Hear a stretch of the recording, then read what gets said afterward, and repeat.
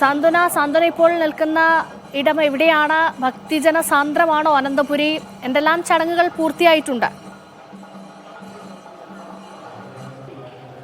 രേഷ്മ, ഞാനിപ്പോൾ നിൽക്കുന്നത് ക്ഷേത്രത്തിന് പുറത്താണ്.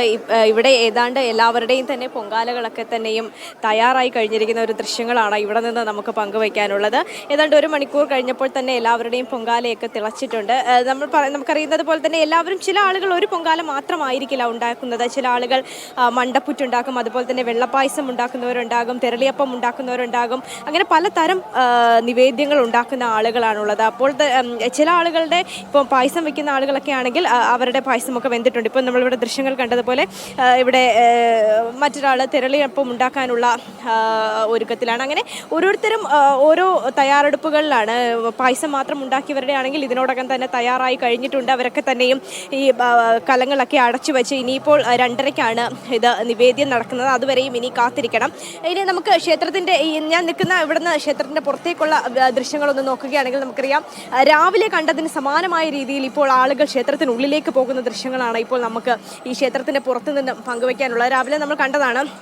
രാവിലെ ഒരു 6 മണി മുതൽ ഒരു 8 മണി 9 മണി വരെയും ഇതിന് സമാനമായ രീതിയിലുള്ള തിരക്കായിരുന്നു. അത് ഒരു നോക്ക് ദേവിയെ കണ്ട് ഒന്ന് തൊഴുവാനുള്ള ഭക്തരുടെ തിരക്കായിരുന്നു. ക്ഷേത്രത്തിനുള്ളിലേക്കുള്ള അവരുടെ ഒരു പ്രവാഹം തന്നെയായിരുന്നു നമ്മൾ കണ്ടിരുന്നത്. പക്ഷേ ഏതാണ്ട് 9-9:30 ആയതോടുകൂടി എല്ലാവരും അവരവരുടെ കലങ്ങളുള്ള സ്ഥലങ്ങളിലേക്ക് പോയി പൊങ്കാലയിടാനുള്ള ഒരു തയ്യാറെടുപ്പിലായിരുന്നു. അതിനുശേഷം ക്ഷേത്രത്തിനുള്ളിലേക്ക് ആരെയും കയറ്റുന്നുണ്ടായിരുന്നില്ല. ഈ പൊങ്കാലയുടെ ഒരുക്കങ്ങളും പിന്നീട് ഭണ്ഡാരടുപ്പിൽ തീ പടരുന്ന ചടങ്ങുകളും ഒക്കെ തന്നെയായിരുന്നു. അതെല്ലാം കഴിഞ്ഞ ഇപ്പോൾ എല്ലാവരുടെയും പൊങ്കാലകളൊക്കെ തന്നെ വെന്തിട്ടുണ്ട്. ഇതിനുശേഷം വീണ്ടും ഇപ്പോൾ ദർശനത്തിനായി നട തുറന്നു നൽകിയിരിക്കുകയാണ്. അതുകൊണ്ട് തന്നെ പല ഭക്തജനങ്ങളും ഈ പൊങ്കാലയുടെ അടുത്തു നിന്നും ഇപ്പോൾ മാറി അവരുടെ പൊങ്കാല കലങ്ങളൊക്കെ മൂടി വെച്ചതിന് ശേഷം ദേവി ഒരു നോക്ക് കാണുവാനായി പലരും ഇപ്പോൾ ക്ഷേത്ര സന്നിധിയിലേക്ക് വീണ്ടും പോയിരിക്കുകയാണ്. കാരണം ഇനി 2:30-ക്ക് മാത്രമേ ഈ നിവേദ്യം നടത്തുകയുള്ളൂ. അപ്പോൾ ശാന്തിക്കാർ നിവേദ്യം 2:30-ക്കായിരിക്കും തളിക്കുക. അതിനുശേഷം മാത്രമേ ഇനിയിപ്പോൾ ആർബി സനൂപ് കൂടി വിവരങ്ങൾ നൽകാനായി ചേരുന്നുണ്ട്. സനൂപ്, ഈ തിരുവനന്തപുരത്തെ സംബന്ധിച്ച് ആ നാടിന്റെ ഒന്നാകെ ഒരു ഉത്സവം കൂടിയാണ് ഈ ആറ്റുകാൽ പൊങ്കാല എന്ന് പറയുന്നത്. അതുകൊണ്ട് തന്നെ എല്ലാ ഭക്തർക്കുമുള്ള എല്ലാ ക്രമീകരണങ്ങളും ഒരുക്കിയിട്ടുണ്ടായിരുന്നോ? മറ്റ് വിവരങ്ങൾ എങ്ങനെയാണ്? എപ്പോഴായിരിക്കും ഇനി അവസാനവട്ട ചടങ്ങുകളിലേക്ക് കടക്കുക? രേഷ്മ, തിരുവനന്തപുരം ജില്ലയുടെ മാത്രമല്ല കേരളത്തിന്റെയും അതുപോലെ തന്നെ കേരളത്തിന് പുറത്തും ഒക്കെയുള്ള സ്ത്രീജനങ്ങൾ ഈ പൊങ്കാലയുടെ ഭാഗമാകുന്ന കാഴ്ചയാണ് നമുക്കിവിടെ കാണാൻ സാധിക്കുന്നത്. കാരണം വിദേശികളടക്കം ഇവിടെ നേരത്തെ വന്ന് ദേവിയെ കണ്ട് വണങ്ങിപ്പോകുന്ന കാഴ്ചകൾ നമുക്ക് കാണാൻ കഴിഞ്ഞു. അപ്പം അത്രത്തോളം വലിയ ഒരു ആഘോഷമായിട്ട് തന്നെയാണ് ഈ ആറ്റുകാൽ പൊങ്കാല അർപ്പിക്കുന്നത്. അതിന്റെ ചടങ്ങുകളൊക്കെ നടന്നുകൊണ്ടിരിക്കുകയാണ്. രാവിലെ 10:30-ക്ക് ആരംഭിച്ച ചടങ്ങ് ആ സമയത്ത് ഈ ഇവിടെ ക്ഷേത്രത്തിന് മുമ്പിൽ തയ്യാറാക്കിയിട്ടുള്ള ഭണ്ഡാരടുപ്പിൽ തീ കത്തിച്ച ശേഷമാണ് ഈ ലക്ഷക്കണക്കിന് വരുന്ന അടുപ്പുകളിലേക്ക് തീ കത്തിച്ചു തുടങ്ങിയത്. ഇപ്പോൾ ഈ പൊങ്കാലയ്ക്ക് ഒരുപക്ഷെ പൂർത്തിയായി കാണും. വീണ്ടും സ്ത്രീ ജനങ്ങൾ ക്ഷേത്രത്തിലേക്ക് വന്ന് ദേവിയെ കാണാൻ വേണ്ടി എത്തിയിട്ടുണ്ട്. പലരും നമ്മൾ നോക്കുന്നുണ്ട്. നമുക്ക് അവരോട് ചോദിക്കാം, ഒരുപാട് നേരം കാത്തിരുന്നിട്ടാണോ എത്തിയത്? ഒരുപാട് നേരം കാത്തിരുന്നു. ഇന്നലെ വന്ന ഉണ്ട് ചൂടുണ്ടോ? അല്ല നല്ലോണം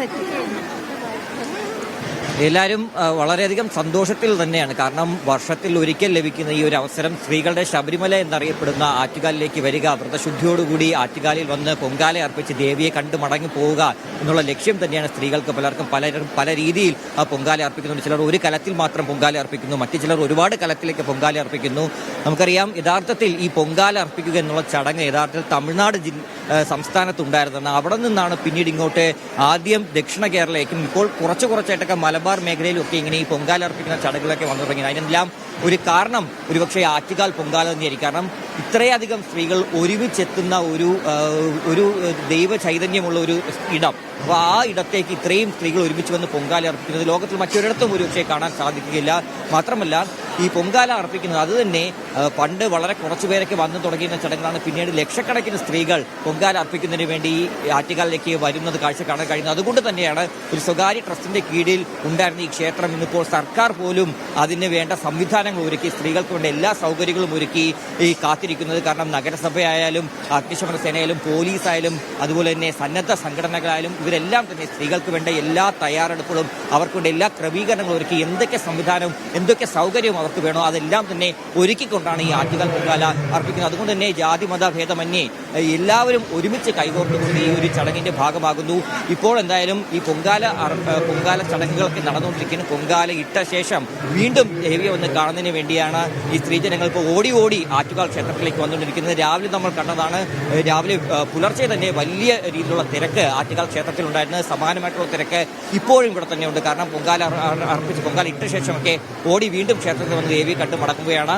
2:30ക്കാണ് നിവേദ്യം അർപ്പിക്കുന്നത്. അതിനും വലിയ ക്രമീകരണങ്ങൾ ആറ്റുകാൽ ക്ഷേത്രത്തിൽ തന്നെ ഒരുക്കിയിട്ടുണ്ട്. കാരണം 10 കിലോമീറ്റർ ദൂരെ വരെ ഈ പൊങ്കാല ഇട്ടിട്ടുണ്ട്. അപ്പം അവിടെയെല്ലാം തന്നെ നിവേദിക്കുന്നതിന് വേണ്ടി 300ഓളം ശാന്തിക്കാരെയാണ് നിലവിൽ ക്ഷേത്ര ട്രസ്റ്റ് ഒരുക്കിയിട്ടുള്ളത്. അപ്പം നേരത്തെ തന്നെ ക്ഷേത്രത്തിൽ നിന്നുള്ള അറിയിപ്പുണ്ടായിരുന്നു.